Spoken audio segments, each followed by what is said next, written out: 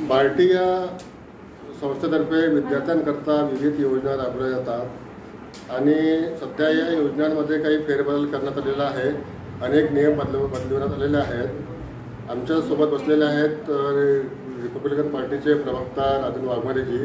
यांनी असा आरोप केलेला आहे की सध्या पार्टीमध्ये मोठ्या प्रमाणात गैरकारभार सुरू आहे आणि त्या संदर्भात आम्ही मुख्यमंत्र्यांकडे आणि अन्य अधिकाऱ्यांकडे त्यांची जी महिला अधिकारी आहेत जे गैरकारभार करत आहेत इंदिरा आसवरे यांच्या विरोधात तक्रारी केलेल्या आहेत, पण त्या तक्रारीला केराची टोपली दाखवण्यात आलेली आहे. या संदर्भात आपण राजनजी वाघमारे यांच्याकडून जाणून घेऊया. इंदिरा आसवरे अतिशय चुकीच्या पद्धतीने बार्टीच्या निबंधक या पदावर कार्यरत राहून चुकीच्या पद्धतीने काम करत आहे. एक तर तिच्या संदर्भामध्ये महेश लांडगे आमदार साहेबांनी पत्र लिहिलेलं आहे मुख्यमंत्री साहेबांना की तिला पदमुक्त करावं. तर मुख्यमंत्री साहेबांनी त्या पत्रावर तातडीने शेरा मारून ते पत्र सामाजिक न्याय खात्याकडे पाठवलेलं आहे. अशा परिस्थितीमध्ये 4-5 महिने होऊन सुद्धा कुठलीही कारवाई झाली नाही. खरं तर सामाजिक न्याय खातं या सामाजिक न्याय खात्याच्या अंतर्गत अनेक विविध योजना राबवल्या जातात, परंतु सामाजिक न्याय अंतर्गत एक डॉक्टर बाबासाहेब आंबेडकर संशोधन केंद्र ज्यांचं मुख्य कार्यालय पुणे या ठिकाणी आहे, पार्टीमधील निबंधक रजिस्ट्रार इंदिरा आसवार या मॅडम आहेत. या मॅडमवर गेल्या अनेक महिन्यापासून तक्रारी आहे. त्यांच्या कामाच्या अनियमितता संदर्भामध्ये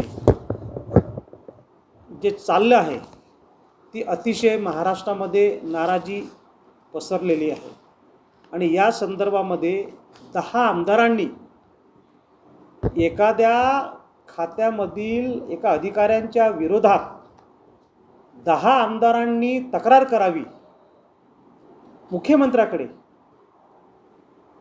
हे आश्चर्य बाब आहे.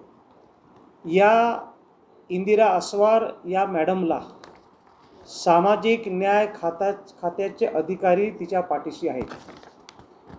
एकतर इतकं चुकीचं ती काम करत आहे की त्या संदर्भामध्ये तिचं न्यायालयीन चौकशी सुरू आहे.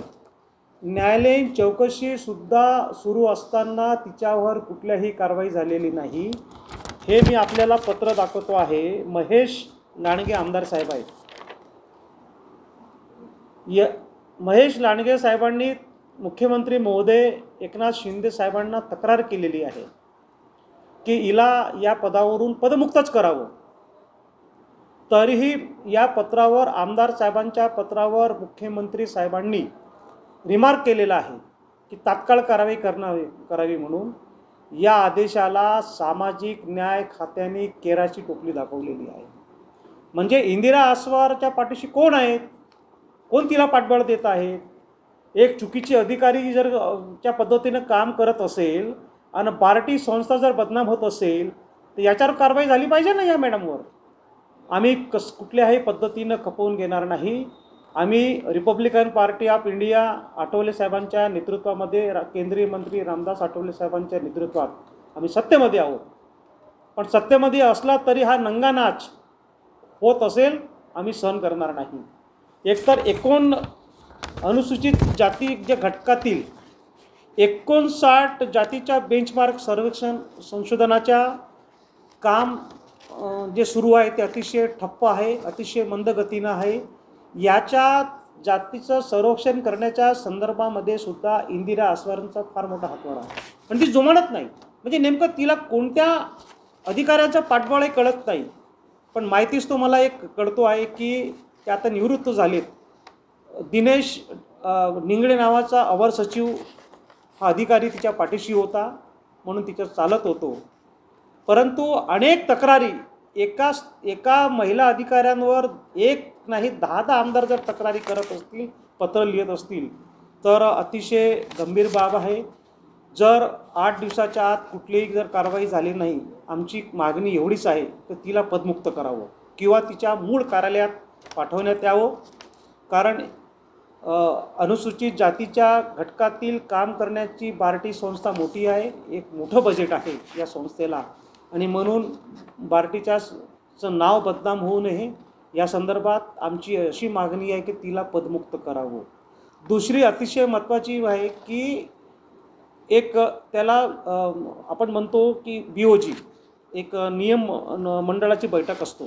ती बैठक गेल्या अनेक महिन्यानंतर ती बैठक झाली 4 महिन्यापूर्वी, आणि त्या बैठकीमध्ये कुठल्या योजना राबवायच्या, कुठल्या नवीन योजना अंमलात आणायच्या, त्याचं इम्प्लिमेंटेशन होतो. अशा परिस्थितीमध्ये ती बैठक होऊन राज्याचे मुख्य सचिव, प्रधान सामाजिक न्याय सचिव सुमंत भांगे यांनी का सही केली नाही अधिकाऱ्यांनी? म्हणजे किती ठप्प काम चाललेलं आहे. तिसरा महत्त्वाचा मुद्दा असा आहे की राज्यामध्ये अनुसूचित जातीच्या विद्यार्थ्यांना परदेश शिष्यवृत्तीसाठी 75 विद्यार्थ्यांना पाठवले जातात. मी सातत्याने विद्यार्थ्यांना त्यांचं मेरिट पाहून जे काही अडीअडचणी असल्या त्यांना मी सातत्याने मदत करत असतो.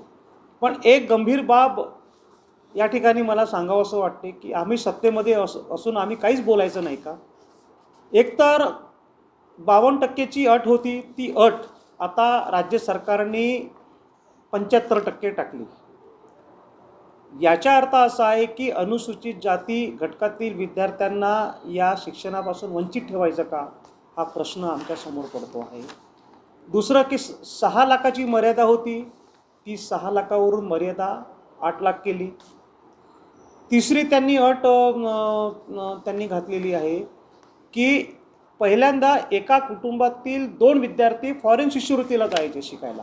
राज्य सरकारने आतापर्यंत पाठवले ना, पण आताच्या या राज्य मंत्रिमंडळाचा निर्णय झालेला आहे की एका कुटुंबातील एका सदस्याला उच्च शिक्षण घेता येईल. आणि पूर्वी पण असं एक नियोजन होतं, तरतूद होती की एखाद्या विद्यार्थ्यांनी एका कुटुंबातील समजा MS, MTech जर शिक्षण घेतलं आणि त्याला डॉक्टरेट जर PhD जर करायचं असेल तर त्याला PhD करण्यासाठी सुद्धा सामाजिक न्याय खात्यामार्फत त्याला विदेशात त्याला पाठवत असते. ती सुद्धा अट घातलेली आहे की ते सुद्धा त्याला आता डॉक्टरेट PhD करता येणार नाही. त्याने MS केलं, MTech केलं, संपला विषय. पुढं त्याला उच्च शिक्षण सामाजिक न्यायातर्फे घेता येणार नाही. या चुकीच्या अतिशय अटी त्यांनी ठेवलेल्या आहेत. या खात्याचे संबंधित मंत्री महोदयांना आमची रिपब्लिकन पार्टी ऑफ इंडिया, ज्यांचं नेतृत्व केंद्रीय मंत्री रामदास आठवले साहेब करत आहेत, आमची अशी मागणी आहे, महाराष्ट्राचा प्रवक्ता म्हणून आमची अशी मागणी आहे की आजच्या या पत्रकार परिषदेला जे काय मी या ठिकाणी माझ्या मागण्या ठेवलेल्या आहेत त्या मागण्या तातडीनं ज्या काय रद्द कराव्यात. परदेश शिष्यवृत्तीच्या संदर्भात ज्या अटी आहेत त्या तातडीनं रद्द कराव्यात. आणि बार्टीच्या संदर्भामध्ये अनेक लोकांच्या आंबेडकरी समाजाच्या संघटनांच्या आक्षेप आहे इंदिरा आसवरवर, तिला पदमुक्तच करावं ही आमची मागणी आहे. जर या संदर्भात एखाद्या मुख्यमंत्र्यांच्या केराच्या आदेशाला केराची टोपली जर दाखवल्या जात असेल, आमदारांच्या आदेशाला जर केराची टोपली दाखवत असेल, ही गंभीर बाब आहे. Republican Party of India Indira आसवारेंच्या विरोधात रस्त्यावरील आंदोलन करेल.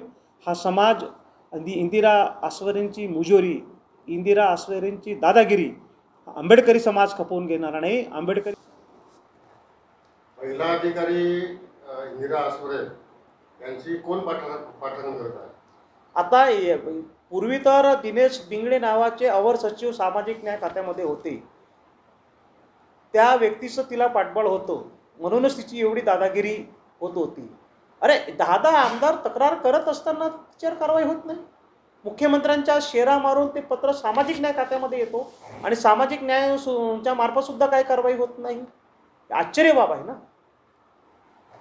ज्या बार्टी अंतर्गत ज्या काही योजना आहेत याची नियमावली आहे की बुवा PhD करता आणखी उच्च शिक्षणाकरता ते ठराविक नियम आहेत, त्या यांना बदलण्याचा अधिकार आहे का तो? नाही, बार्टीतर्फे नाही, पण सामाजिक न्याय खात्यातर्फे उच्च शिक्षणासाठी पाठवलं जात होतं. त्याचं तरतूद बजेटमध्ये दरवर्षी ठेवल्या जाते आणि 75 पोरांना 125 पोरांना केंद्रामार्फत पाठवल्या जातात आणि राज्य सरकारतर्फे 75 दुसरी आमची अशी मागणी आहे की 75वरून आपण 200 विद्यार्थ्यांची संख्या वाढवावी. भारतातील एकमेव तेलंगणा राज्य सरकार की 500 विद्यार्थ्यांना तरतूद केलेली आहे फॉरेन शिष्यवृत्तीसाठी. 500 हॉस्टेल निर्माण केलेली आहे. पण राज्य सरकार, आम्ही महाराष्ट्राच्या फुले आंबेडकरी शाहूचं महाराष्ट्र म्हणतो, अशा परिस्थितीमध्ये 75 आधी 100 विद्यार्थ्यांची संख्या होती, 100वरून 75 आणली. आमची अशी मागणी आहे की 75वरून आता त्यांनी 200 करावी विद्यार्थ्यांची संख्या आणि इथे 500 हॉस्टेल परत निर्माण करावे. म्हणजे इतर नियम जे बदलण्याचे जे अधिकार आहेत त्यांना आहेत का अधिकार?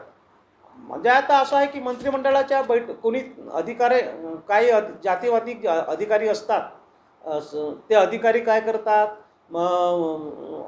ब्रीफिंग करतात आणि त्याप्रमाणे मग ते सगळं चेंजेस होत असते त्या ह्याच्यामध्ये.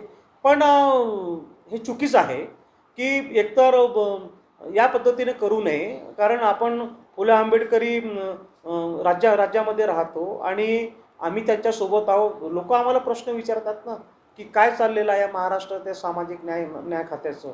सामाजिक न्याय खातं जर या पद्धतीनं जर बदलाव करत असेल विद्यार्थ्यांच्या संदर्भामध्ये, ती गंभीर बाब आहे ना. म्हणून ही बाब आम्ही मुख्यमंत्र्यांच्या निदर्शनात आणून देत आहोत की याच्यामध्ये आपण थोडंसं चेंजेस करावं. मुख्यमंत्री साहेबांना आमची विनंती आहे.